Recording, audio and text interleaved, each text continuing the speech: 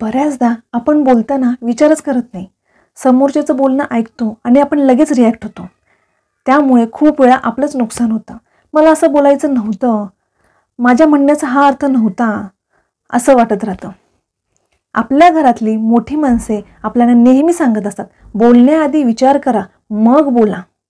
तर बोलण्याआधी विचार कसा करायचा, ही हॅबिट डेव्हलप कशी करायची, हे आपण आज या व्हिडिओमध्ये बघणार आहोत. नमस्कार मंडळी, माझं नाव आहे पूनम. आपल्या या यूट्यूब चॅनलवर तुमचं स्वागत आहे. आजचा हा व्हिडिओ अनंत काळे सर यांनी सजेस्ट केलेला आहे. सो सर, मी तुम्हाला थँक्यू म्हणते. चला तर जराही वेळ न घालवता आपण व्हिडिओ स्टार्ट करूया. पण त्याआधी तुम्ही जर या चॅनलवर नवीन असाल तर आपलं चॅनल सबस्क्राईब करायला विसरू नका. आणि तुम्हाला हा व्हिडिओ थोडा जरी नॉलेजेबल वाटला तर याला एक लाईक नक्की करा. चला तर मग बघूया ते पॉईंट्स कोणते आहेत ज्यामुळे आपलं कम्युनिकेशन स्किल चांगलं इम्प्रूव्ह होऊ शकतं. यातला फर्स्ट पॉईंट आहे स्पीक स्लोली. म्हणजे बोलताना नेहमी हळूहळू बोलावे. हळू बोलावे म्हणजे आवाजाचा टोन मीडियम असावा, पण बोलणे शांतपणाचे असावे. आवाजाचा टोन मीडियम असल्यामुळे समोरच्याला तुमचं बोलणं स्पष्ट कळतं आणि समोरचा इम्प्रेस म्हणजेच प्रभावित होतो.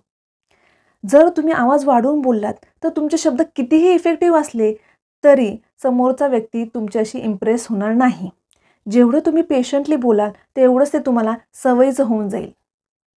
यामधला सेकंड पॉईंट आहे लेट अदर स्पीक. म्हणजे दुसऱ्यांनाही बोलायची संधी द्या.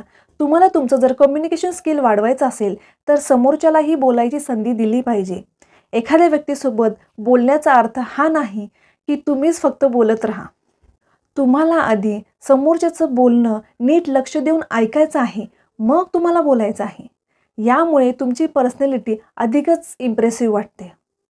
काही लोक असतात जे बोलतच जातात, समोरच्याचं काही ऐकूनच घेत नाहीत. असे लोक कोणालाही आवडत नाहीत. यातला थर्ड पॉईंट आहे आय कॉन्टॅक्ट. बोलताना आय कॉन्टॅक्ट असल्याने तुम्ही स्वतःला कॉन्फिडंट फील करू शकता. आय कॉन्टॅक्टमुळेच तुमच्या मनातील भावना स्पष्टपणे समोरच्याला कळतात आणि तुमच्या डोळ्यातला जेन्युइननेस म्हणजेच खरेपणाही त्यांना जाणवतो. यामधला नेक्स्ट पॉईंट आहे चेहऱ्यावर हलकीशी स्माईल असणे. कम्युनिकेशन स्किल इम्प्रूव्ह करण्यासाठी हा खूप महत्त्वाचा पॉईंट आहे. जेव्हा तुमच्या चेहऱ्यावर हलकीशी स्माईल असते तेव्हा समोरच्या व्यक्तीला तुम्ही खूप इम्प्रेसिव्ह वाटता आणि पॉझिटिव्ह वाईब्स तुमच्याकडून पास होत असतात. तेव्हा ते कम्युनिकेशन जास्त वेळ चालू राहणं साहजिकच आहे.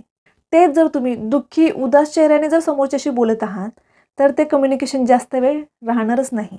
यातला नेक्स्ट पॉईंट आहे बोलण्याआधी विचार करा. तुमच्या बोलण्याचा समोरच्यावर किंवा तुमच्या भविष्यावर काही फरक पडेल का?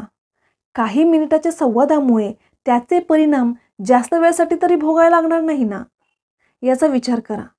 एखाद्या व्यक्तीचा राग आला तर आपण पटकन काहीतरी बोलून जातो. यामुळे आयुष्यभर त्या नात्यात तीड निर्माण होऊ शकते. यासाठी बोलण्याआधी विचार करा.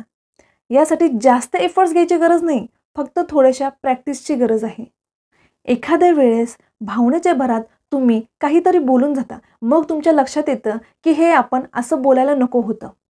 ठीक आहे, तुमच्या लक्षात आलं ना, तर ही गोष्ट नेक्स्ट टाईम होणार नाही याची काळजी घ्या.